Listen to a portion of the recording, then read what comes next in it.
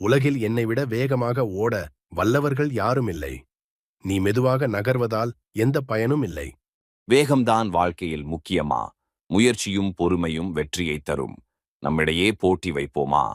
ஆமாம், வேகத்தில் உன்னை நான் எளிதாக ஜெயித்து காட்டுவேன்.